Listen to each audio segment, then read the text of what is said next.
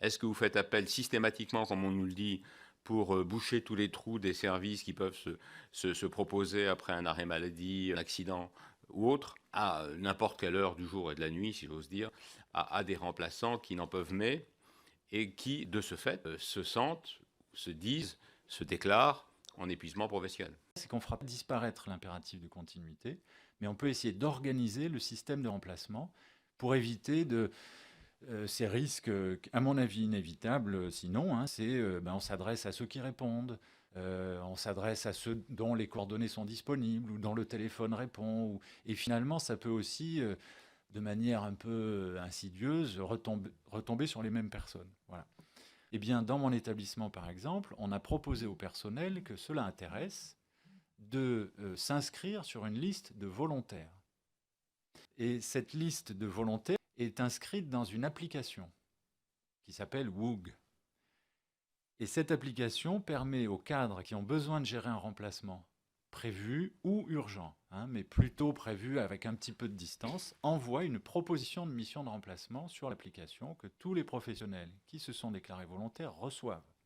Ceux qui veulent répondre positivement cliquent sur leur téléphone et répondent « Je suis OK, je suis disponible pour faire ce remplacement ». Ce système, il ne fait pas disparaître la contrainte de la continuité, mais il a un gros avantage, c'est qu'il permet d'éviter ce que vous décriviez comme risque, c'est-à-dire pris par le temps.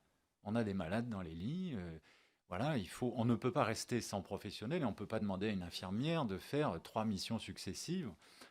Pris par le temps, on va appeler ceux dont on a les téléphones et puis il faut bien décider à un moment et quelquefois éventuellement faire pression pour un remplacement. Le système du volontariat et de la base gérée de cette manière permet d'éviter ça, puisqu'on a accès à plus de gens qui se déclarent volontaires.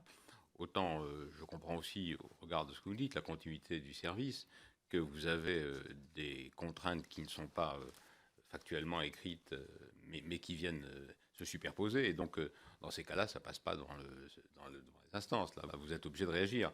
D'où votre idée d'application. Par exemple, cette application, vous l'avez discutée avec les organisations de votre établissement, de votre CHU, pour essayer de trouver ce consensus? Pardon. Oui, oui, absolument. Et encore une fois, c'est une proposition, hein. Ça marche sur le volontariat. Et on en a d'ailleurs proposé aux médecins ensuite de le mettre en œuvre et de le tester sur une spécialité pour des missions, cette fois, qui seraient plutôt territoriales. Moi, j'ai un GHT avec 20 établissements. Nous, on a proposé aux anesthésistes réanimateurs de tenter un système de remplacement de cette nature pour les volontaires dans le territoire avec la même application, le même système. Donc c'est en test.